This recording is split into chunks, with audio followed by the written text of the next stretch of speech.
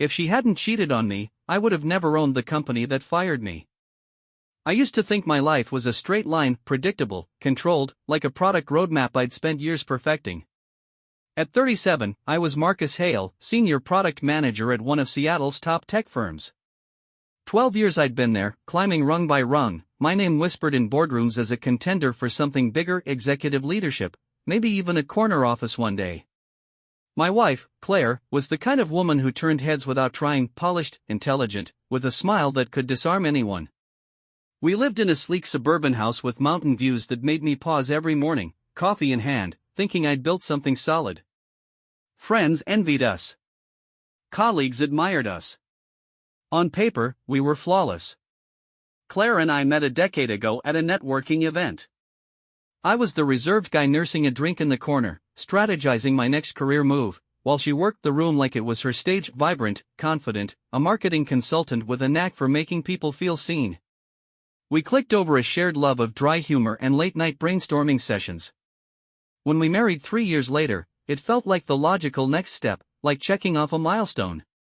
She transitioned into running a lifestyle blog from home, a little empire of curated photos and witty captions, while I buried myself in product launches and team meetings. We were a team, or so I thought. Lately, though, something felt off. It's hard to pinpoint when it started. Maybe it was the way Claire began dressing up for the simplest things, jeans swapped for tailored dresses just to grab coffee, her makeup flawless even for a quick errand. She'd laugh at her phone, a soft chuckle I hadn't heard in a while, her fingers tapping out replies to someone I didn't know. I'd ask, casual as I could manage, "What's so funny?" and she'd wave it off, "Oh, just a friend." Our evenings together grew quieter. The spontaneous moments we used to have, her teasing me about my terrible cooking, me pulling her into a dance in the kitchen, faded into a routine of small talk and separate screens. I told myself it was normal. Marriages shift, right? I was swamped at work, juggling deadlines and a team that leaned on me too much. She was busy with her blog. Life happens. But then there were the little things that stuck with me, nagging like a bug in a codebase you can't quite debug. One night, sorting through a pile of mail I'd ignored for weeks, I found a dry cleaning receipt tucked under a utility bill. It was for a men's designer blazer, sharp, expensive, the kind I'd never buy for myself. The collar had initials monogrammed inside, JM not mine. I held it up when Claire walked in, her hair still damp from a shower. "What's this?" I asked, keeping my tone light. She barely glanced at it. "Oh, that's for your birthday," she said, flashing a smile. "A surprise. Don't ruin it." Her voice was smooth, but her eyes darted away too fast. My birthday was months off. I nodded, set the receipt aside, and let it go. Or tried to. The unease crept in after that, slow but steady. I started noticing her phone was always face down now, a habit she'd never had before. She'd step out of the room to take calls, her voice low and clipped. Once, I caught her spraying perfume before heading to the grocery store at 8 p.m., a quick trip that stretched into 2 hours. I didn't say anything. I'm not the type to jump to conclusions. I trust deeply, even if it takes me a while to get there, and Claire had earned that trust over years. But doubt is a quiet thing at first, a whisper you can ignore until it's shouting in your head. Work didn't help. The firm was in overdrive, pushing a new product that had my name all over it. Late nights at the office became my norm, my laptop glowing in the dark while Claire slept, or didn't, I wouldn't know. I'd come home to a silent house, her side of the bed cool, and tell myself she'd just gone to sleep early. I was too tired to dig deeper. Too loyal, maybe. But loyalty's a funny thing, it holds you together until it doesn't. Looking back, I wonder how I missed it for so long. The signs were there, blinking like error messages I kept dismissing. If she hadn't cheated on me, I'd still be that guy, plugged into a life I thought I wanted, coasting toward a future I'd never questioned. Funny how betrayal can rewrite everything. If she hadn't cheated on me, I would have never owned the company that fired me. But I'm getting ahead of myself. Back then, I didn't know what was coming. I just knew something wasn't right, and I was about to find out how wrong I'd been. I was sitting at my desk, surrounded by the usual chaos of the office, but my mind wasn't on the spreadsheets glowing on my screen. Phones rang incessantly, my colleagues chattered about deadlines, and the air conditioner hummed overhead, yet all of it felt like background noise to the thoughts gnawing at me. For weeks, I'd been wrestling with this uneasy feeling about Claire, my wife of 8 years. She'd been distant lately, her excuses piling up like unsorted files, late-night errands, sudden meetups with friends I'd never met, a receipt for dry cleaning with initials that weren't mine. I'd brushed it off at first, convincing myself I was imagining things, but the doubts kept creeping back, louder each time. Today, they were deafening, and no amount of work could drown them out. I leaned forward, resting my elbows on the desk, and stared at the monitor, trying to focus on the upcoming product launch data. My team was counting on me to analyze the numbers, but every time I tried to dig in, my thoughts looped back to Claire's behavior. The way she'd started keeping her phone face down, the new perfume she wore that I didn't recognize, the quick smile she'd flashed when I'd asked about that receipt, she'd said it was a gift for me, but I wasn't convinced. I wasn't the type to snoop or accuse without evidence, but the pieces weren't fitting together, and I couldn't ignore it anymore. I glanced at the clock, 11:47 a.m., and decided I'd step out for lunch soon, maybe walk it off, when my computer chimed with a new email. I almost let it sit there, assuming it was another work request, but the sender's name stopped me cold, Julian Marks. Julian was a consultant at our company, a guy I'd known vaguely from a startup we'd bought out last year. We weren't close, maybe a handshake at a meeting or two, but seeing his name in my inbox felt off. I clicked it open, expecting some dry update about a project, and instead, my entire world tilted. The email started with "Hey gorgeous," and my pulse thudded in my ears as I read on. "Last night was incredible. I can't stop thinking about you. The way you looked in that dress, the way you laughed at my terrible jokes, it's all I've been thinking about. I know we have to be careful, but I need to see you again. Soon. How about Thursday? Same place? Let me know. Yours, Jay." I sat there, staring at the screen, my breath catching in my throat, because this wasn't meant for me, it was for Claire. Julian had messed up, probably typed my email instead of hers by mistake, our addresses so similar from when we'd set them up together years ago. My hands hovered over the keyboard, trembling slightly, as I reread the message, hoping I'd misunderstood. But there it was, plain as day, last night, the night Claire had said she was grabbing drinks with a friend, the night she'd come home late with that same quick smile. A sick feeling twisted in my stomach, and the office around me seemed to fade away, leaving just me and those words. Julian Marks, the smooth-talking guy who'd lingered too long around her at the Christmas party 2 years back, who'd made her laugh while I was stuck in a corner discussing quarterly goals. I dismissed it then, trusted her completely, but now it hit me like a freight train, she was seeing him. My wife was seeing another man.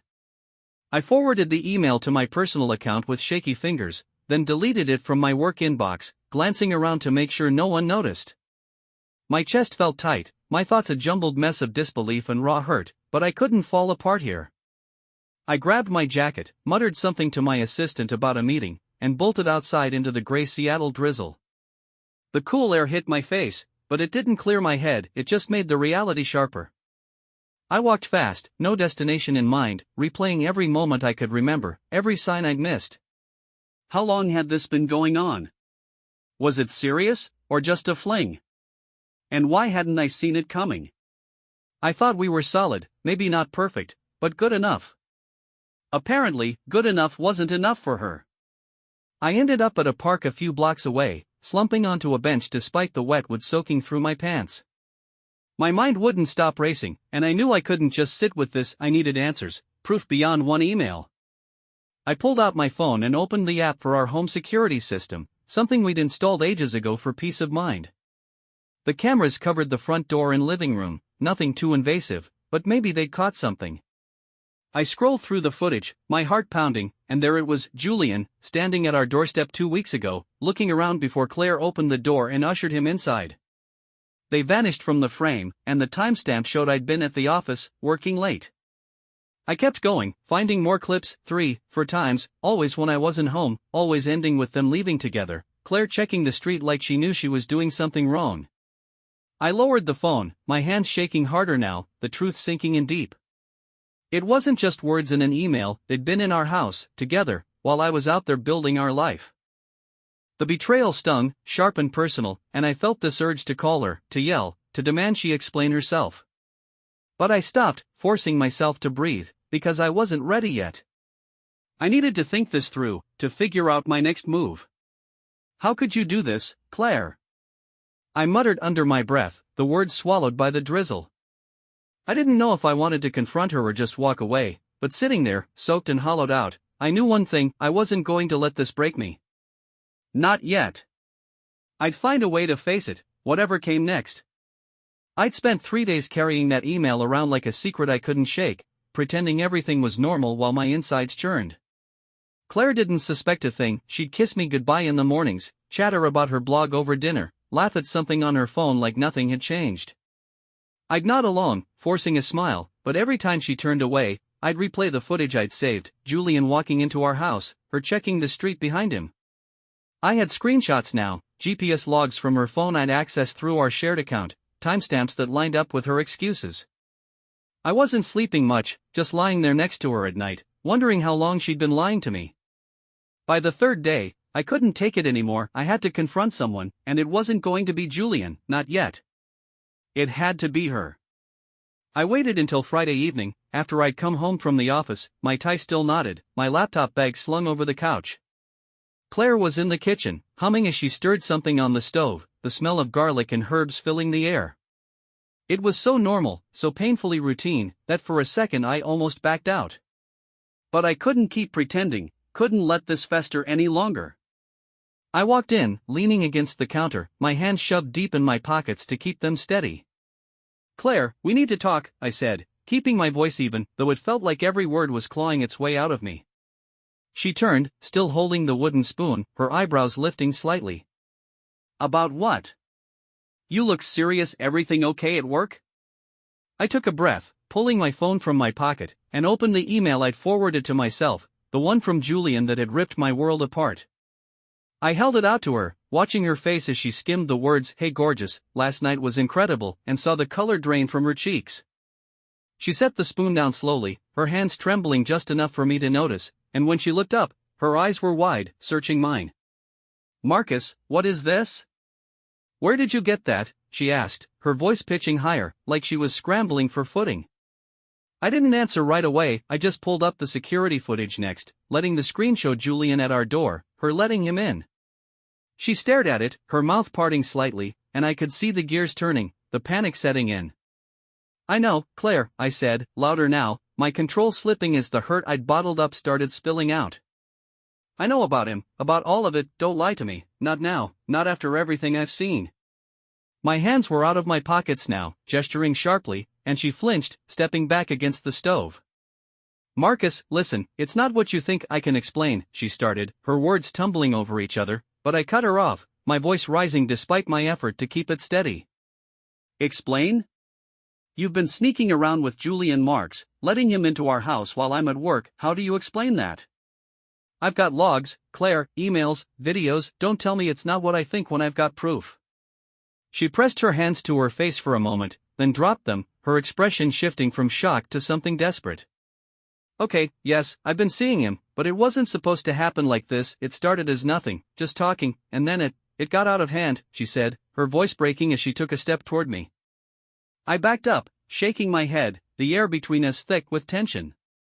"Out of hand? You brought him here, Claire, into our home. How long? How long have you been doing this?" I demanded, my chest tight, my fists clenched at my sides. She hesitated, biting her lip, then muttered, "A few months, maybe 6, I don't know. It's not like I planned it." 6 months? I repeated, the number hitting me like a physical weight, and I turned away from her, pacing to the edge of the kitchen, trying to process it. 6 months of lies, of her smiling at me while she was with him. Why, Claire? What did I do to make you throw us away like this? I asked, spinning back to face her, my voice raw now, louder than I'd meant it to be. She looked down, twisting her hands together, then met my eyes with tears brimming in hers. "You were never here, Marcus. You were always working, always distracted, and I felt invisible. Julian saw me, he listened, and I got caught up in it. I'm sorry, I didn't mean to hurt you." "Sorry doesn't fix this," I snapped, my anger flaring hot and sudden, and I slammed my phone down on the counter, the sound sharp in the quiet house. You don't get to blame me for your choices. I trusted you, Claire, gave you everything, and you went behind my back with him. She flinched again, tears spilling over now, and she reached for me, her voice pleading. Please, Marcus, we can work through this. I'll end it, I swear, I don't want to lose you. But I pulled away, my hands up, my head shaking, because her words felt hollow, like a script she'd rehearsed. Lose me? You already did, I said, quieter now, the fight draining out of me as the reality settled in. I grabbed my phone and walked out of the kitchen, leaving her standing there, because I couldn't look at her anymore, not tonight. After confronting Claire about her affair, I couldn't stay in the house any longer. Her tearful apologies and desperate pleas rang in my ears as I packed a bag and left for a hotel downtown, needing distance to clear my head and decide what to do next. She tried to stop me at the door, her voice breaking as she asked me to stay and talk, but I brushed past her with a curt "I need time" and walked away, the weight of her betrayal pressing down on me. The hotel room was quiet and impersonal, a stark contrast to the chaos I'd left behind, and it gave me the space to think, to plan my next move with a calm, focused mind.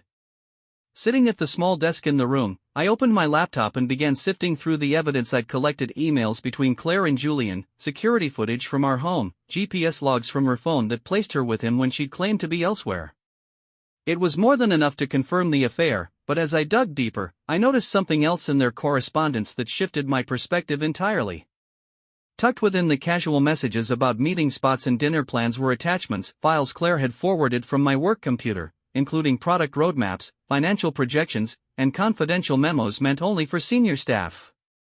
Suddenly, it clicked: Julian wasn't just her lover, he was using her to extract information about the company, information that could give him an edge in his own ventures. Julian Marks wasn't some random consultant. He'd joined our firm after we acquired his startup, and he'd been quietly positioning himself for his next big move. With the data Claire had passed along, he could undermine our strategies, pitch to our competitors, or even launch something of his own. It was a calculated breach of trust, and Claire, whether she realized it or not, had been his tool. The realization hit me hard. Not only had she cheated on me, but she'd also put my career and the company's future in jeopardy. Anger surged through me, but I forced myself to stay level-headed, knowing that reacting impulsively wouldn't serve me. I had to turn this situation to my advantage, and that meant dealing with Julian first. Over the next few days, I gathered everything I could: screenshots of the emails, timestamps from the security footage showing Julian entering our home, even audio clips I'd recorded on my phone during moments when I'd overheard them talking in our living room. It was meticulous, time-consuming work, but I approached it like a puzzle, each piece fitting together to build a clear picture of their actions. Once I had a solid collection of evidence, I created an anonymous email account and sent it all to the company's legal team, outlining Julian's misconduct in detail while carefully avoiding any mention of the affair. I framed it as a professional concern, emphasizing the breach of confidentiality and the potential harm to the firm, then hit send and waited to see what would happen. The response came faster than I'd expected. Within a week, rumors started swirling around the office and investigation was underway. Someone high up was in trouble, though no one knew the specifics. I kept my routine normal, attending meetings and reviewing projects as if nothing was wrong, but I could sense the unease among my colleagues, the hushed conversations in the break room. Then, the announcement came through an all-staff email: Julian Marks had been terminated for cause, effective immediately, due to violations of company policy and ethical standards. The details were vague, as they always were in these cases, but I knew my submission had been the tipping point. He was gone, his reputation in the industry likely ruined, and while that brought me a quiet sense of triumph, my focus shifted back to Claire. She wasn't off the hook yet. She'd been reaching out constantly since I left, leaving voicemails and sending texts begging me to talk, to let her explain. I'd ignored her until now, but with Julian handled, I agreed to meet her at a cafe near the waterfront, a place we'd once frequented in happier times. When I arrived, she was already seated at a corner table, her hands fidgeting around a mug, her face pale and eyes swollen from crying. She looked up as I approached, a fragile hope lighting her expression. "Marcus, thank you for coming," she said, her voice unsteady. "I've been so worried. Please, let's talk." I took the seat across from her, keeping my demeanor calm and detached. "I'm here to listen, Claire. But I want the truth, everything. She nodded, swallowing hard before speaking. I know I messed up, Marcus. I was selfish and thoughtless, and I hurt you so much. But I swear, I didn't know what Julian was doing with the information. He never said he was using it for anything serious. I thought he was just curious about your work, about what you did. I tilted my head slightly, watching her closely. So, you're admitting you shared company information with him? She hesitated, then gave a small nod. Yes, but I didn't think it mattered. He worked there too, so I assumed it was fine. I didn't know it was confidential. I let out a slow breath, struggling to keep my frustration in check. Claire, you've been with me long enough to understand how sensitive that information is.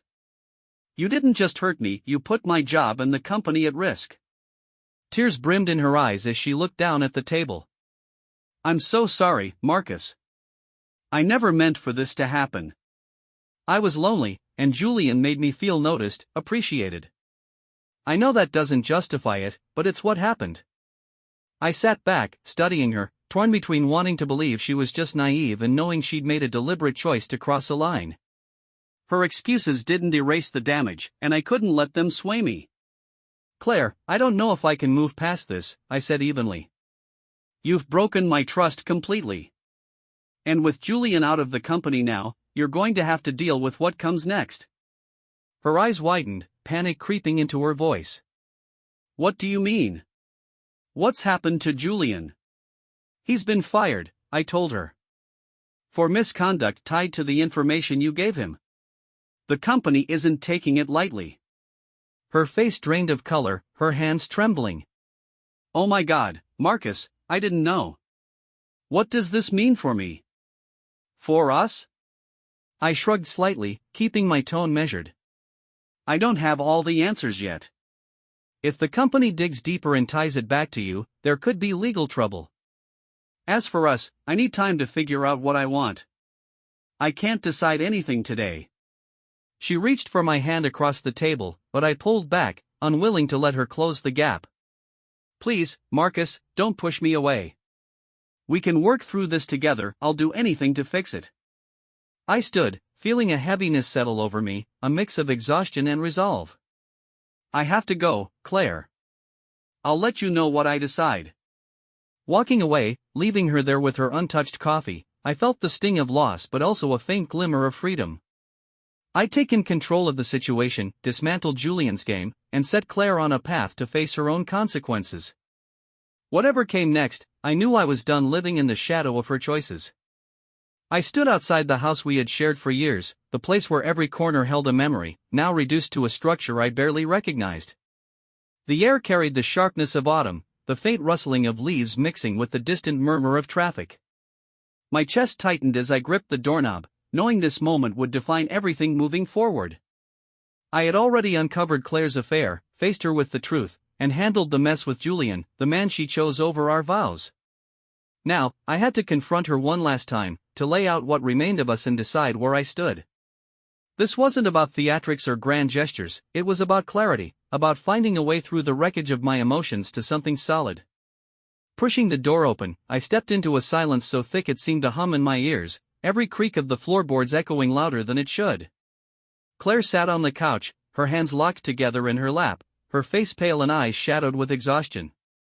She looked up as I entered, a fleeting spark of expectation in her expression, but it dimmed when she registered the hardness in mine. I didn't soften my gaze or offer a comforting word, the space between us demanded honesty, not pretense. Sitting in the armchair across from her, I kept my distance deliberate, a physical marker of how far apart we had grown. Marcus, she started, her voice unsteady but pushing forward, I've been going over everything in my head, replaying every moment of us. I know I've caused you pain beyond measure, and there's no undoing what I've done, but I want to try to fix this. I want to hold on to what we had, to fight for it. Leaning back slightly, I studied her, letting her words settle before responding, my thoughts a tangled mess I'd spent weeks unraveling. Claire, I've been doing the same thinking, dissecting, feeling everything from disbelief to rage to this heavy, quiet ache. I've moved past the shock now, past the fury, and I'm starting to see things for what they are, to accept the reality of where we've landed. Her posture shifted, leaning toward me, her eyes wide with a desperate kind of hope. Does that mean there's a chance? That you're willing to let me try to rebuild what we lost together? I shook my head, slow and firm, watching her face collapse inward, her breath catching. No, Claire, that's not what I mean by acceptance. I'm not talking about patching things up or pretending I can overlook this. I mean, I've come to terms with the fact that we're done, that what you did broke something I can't repair. Trust isn't just a word to me, it's the foundation of everything, and you tore it out from under us. Tears gathered in her eyes, spilling down her cheeks as she struggled to find her voice. But I love you, Marcus.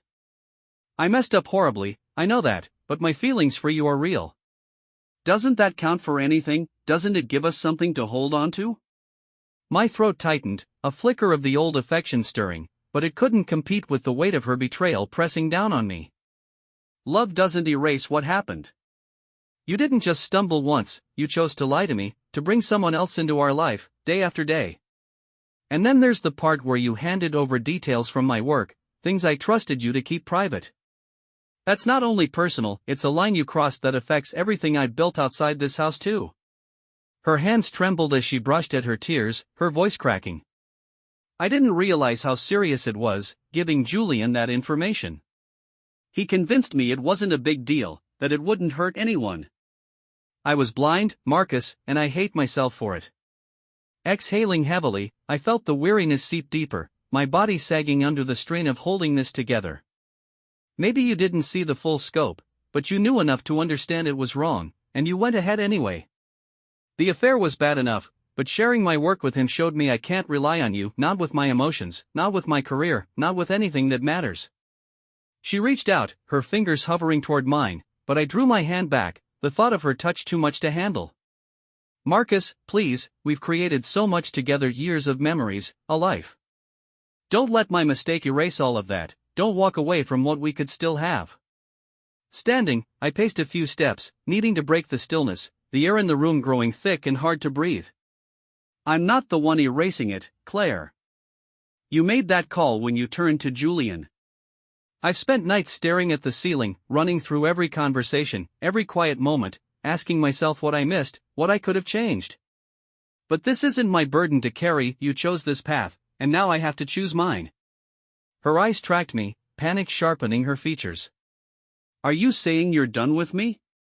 That you're leaving for good?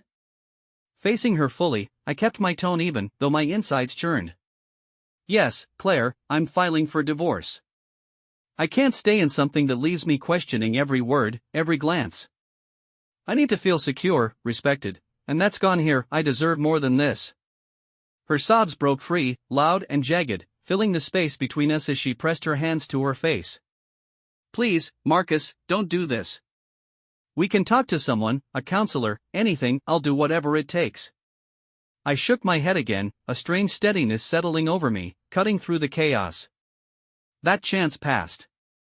I'd made my decision, and I need to step forward, to find some kind of peace after all this.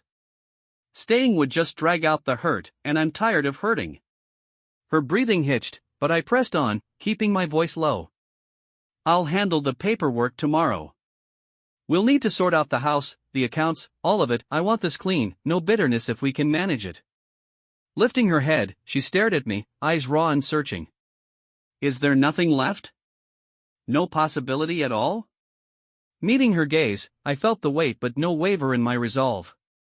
No, Claire, it's over. I have to let this go and figure out what comes next for me, without you. The quiet that followed pressed down hard, her tears the only sound as my words took root. I turned toward the door, hesitating just long enough to glance back at her one last time. Goodbye, Claire, I hope you find what you need, even if it's not here. Stepping outside, the cool air washed over me, sharp and bracing, and I inhaled deeply, a mix of loss and release swirling in my chest. The road ahead loomed uncertain, but it was mine to walk, and for the first time in weeks, I felt the faint stir of something like freedom. Looking back on the past few months, I can't help but feel a tangled mess of emotions swirling inside me. There's still a lingering sadness, a quiet ache for what might have been if things had turned out differently. But alongside that, there's a sharp clarity, a deeper understanding of myself and the connections I'd built, or failed to build, that I never grasped before. Claire's affair with Julian ripped open parts of my life I'd kept buried, forcing me to stare at them until I couldn't look away anymore, and for that, I'm oddly thankful. It was a wake-up call, one that left me raw but also pushed me to grow in ways I hadn't expected. I made the call to step away from work for a while, something I'd never even considered before all this mess unfolded. The company didn't push back, probably because they could see I was a wreck after everything came to light, and I needed space to untangle my head. I booked a flight to Europe, a place I'd always meant to explore but kept shoving to the back burner because of deadlines and meetings that seemed critical at the time. Sitting on that plane, staring out at the endless stretch of clouds rolling past the window, I felt a weight lift off my chest, a sense of release I hadn't known in years. For once, it was just me and my thoughts, no distractions or excuses, and that solitude hit me like a jolt of fresh air. Traveling gave me hours to pick apart my marriage, to sift through the wreckage and figure out where it all went off the rails. I saw how I'd let my job swallow me whole, how I'd poured everything into climbing the ladder while Claire drifted further away, unnoticed until it was too late. I'd assumed she'd always be there, a constant I didn't need to tend to, and that blind spot cost me more than I'd ever imagined. Looking back, I could see the moments I should have slowed down, asked her what was wrong, or just listened instead of nodding absent-mindedly while my brain stayed stuck on work. It's a mistake I won't let myself repeat, a lesson carved into me through all this chaos. Another thing hit me hard on those long walks through unfamiliar cities. I'd ignored my gut for too long. When I first caught those odd glances between Claire and Julian, those late-night excuses that didn't quite add up, I brushed it all off, telling myself I was overthinking it, that I was the one out of line for even wondering. If I trusted that nagging feeling sooner, maybe I could have confronted it before the whole thing exploded in my face, or maybe it wouldn't have changed a thing. Either way, I know now that my instincts aren't just noise, and I'm not letting them sit on mute anymore. Claire didn't let go quietly after our last talk. She kept trying to claw her way back in, firing off emails and leaving voicemails that started with apologies and ended with her begging me to reconsider. Each one stung, a reminder of what we'd lost, but I couldn't bring myself to answer, not because I hated her, but because I knew we were done. I let the messages pile up until they stopped coming, and when they finally did, it felt like I could breathe again. She needed to figure out her own path, and I had to keep moving on mine, no matter how much it hurt to cut that cord for good. Julian's fate caught up with him in a way I didn't see coming. Word got back to me through some old colleagues that he'd landed in hot water, tangled up in an investigation for corporate espionage after I dropped that anonymous tip about his shady dealings. Part of me felt a flicker of grim satisfaction, knowing he wasn't walking away clean after everything he'd pulled, but mostly, I just didn't care anymore. He'd been a wrecking ball in my life for a minute, but now he was just background noise, someone else's problem to deal with while I kept my eyes forward. Wandering through Paris, soaking in the hum of the streets and the chatter of voices I couldn't understand, I realized I wasn't chained to what happened anymore. The affair, the divorce, the sting of being blindsided, they'd shape me, sure, but they didn't own me. I'd figured out how to lean on my own judgment, to stop shoving my happiness to the bottom of the pile, and that shift felt like breaking free from a cage I didn't even know I was in. Whatever came next, I was ready to face it, not as the guy who got burned, but as someone who'd walked through the fire and come out sharper for it. I don't have a crystal ball to tell me what's ahead, but that's half the thrill of it. Maybe I'll strike out on my own, build something from the ground up without the corporate leash I'd worn for so long, or maybe I'll veer off into something completely different. The slate's wide open, and after years of feeling boxed in, that uncertainty sparks something in me I haven't felt since I was a kid chasing big ideas. What now? I muttered to myself one night, staring out at the Seine from a quiet bridge, and the question didn't scare me, it lit me up. Sitting in a cramped cafe one afternoon, nursing an espresso while the world buzzed around me, I kept replaying the last year in my head. It had been a grinder, exhausting, messy, and heavy enough to knock me flat more than once. But it had also forged something new in me, a version of myself that could take the hits and still stand up straighter than before. I was thankful for that, even if it came through the kind of ache I wouldn't wish on anyone. "You made it through," I said under my breath, watching a couple argue in rapid French across the room, and I meant it. When I finished that coffee and stepped back into the crowded streets, I felt it solid in my bones. I was done looking back. Whatever I'd been through had brought me here, to this moment, and what I did with it was up to me. I wasn't just starting over, I was starting better, and that was enough to keep me moving.